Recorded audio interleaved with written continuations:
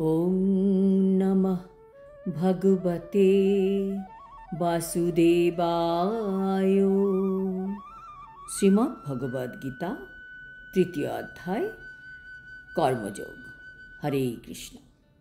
আজ আমরা কর্মযোগের 9 নম্বর শ্লোকটি শুনব।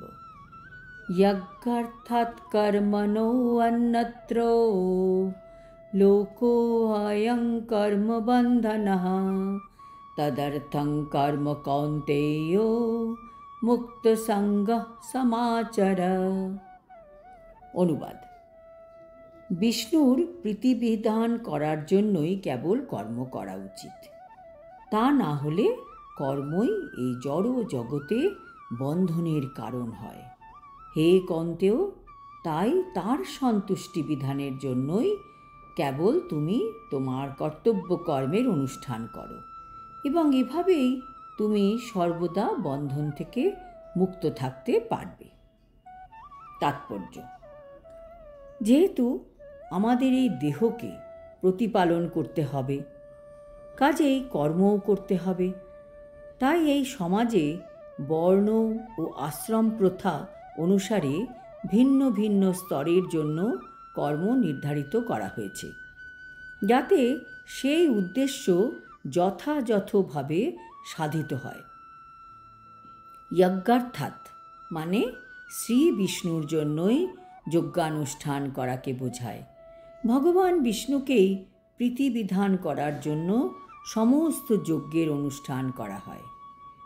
বেদে বলা হয়েছে, যজ্ঞ বৈ বিষ্ণু, অর্থাৎ নির্ধারিত আচার অনুষ্ঠানের মাধ্যমে যজ্ঞ সম্পাদন করা অথবা সরাসরিভাবে ভগবান শ্রী বিষ্ণুর সেবা করার মাধ্যমে একই উদ্দেশ্য সাধিত হয়। সুতরাং কৃষ্ণ ভাবনামৃত থাকাটাই হচ্ছে যজ্ঞানুষ্ঠান। বর্ণাশ্রম ধর্মের উদ্দেশ্যও হচ্ছে ভগবান শ্রী বিষ্ণুকে সন্তুষ্ট করা। তাই আমাদের সবাইকে বিষ্ণুকে সন্তুষ্ট করার জন্যই কর্ম করা উচিত। এছাড়া আমরা এই জড় জগতে অন্য যে সব কর্ম করি তা হচ্ছে আমাদের বন্ধনের কারণ। কেননা ভালো কাজ হোক আর মন্দ কাজ হোক, উভয় কাজেরই প্রতিফল আছে, আর সব রকম কর্মফলই মানুষকে বন্ধনে আবদ্ধ করে রাখে। তাই আমাদের কি করা উচিত? আমাদের শ্রীকৃষ্ণকে বা শ্রী বিষ্ণুকে সন্তুষ্ট করার জন্য কৃষ্ণ ভাবনাময় হয়ে কর্ম করতে হয়। এইভাবে যদি আমরা কাজ করি তবে আমরা মুক্ত স্তরে থাকতে পারব। আর এইভাবে যদি আমরা আমাদের কাজ করে থাকি তাহলে সেটিই হবে মহৎ কৌশল। কিন্তু এইভাবে কাজ করা শেখার জন্য আমাদের একজন দক্ষ পথ প্রদর্শকের প্রয়োজন। তার গাইডেন্সেই আমরা এগোতে পারব।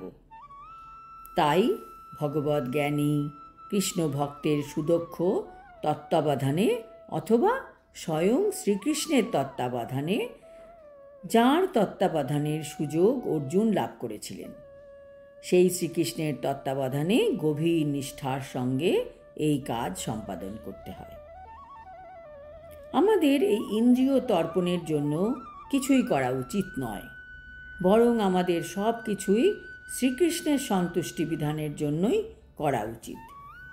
এইভাবে অনুশীলনের ফলে শুধু যে আমরা কর্মফলের বন্ধন থেকে মুক্ত হব তা নয়, তার ফলে আমরা ভগবানের অপ্রাকৃত প্রেমভক্তির স্তরেও ক্রমশ উন্নীত হতে পারব, যা একমাত্র ভগবানের পরম ধামে আমাদের উপনীত করতে পারে।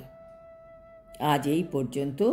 আগামী শ্লোকে আমরা জানতে পারব ভগবান শ্রী বিষ্ণু কেন এই জড়জগৎ সৃষ্টি করেছিলেন এবং কেন তিনি আমাদের সৃষ্টি করেছিলেন তার সম্বন্ধে। হরি ওম তৎসৎ। হরে কৃষ্ণ।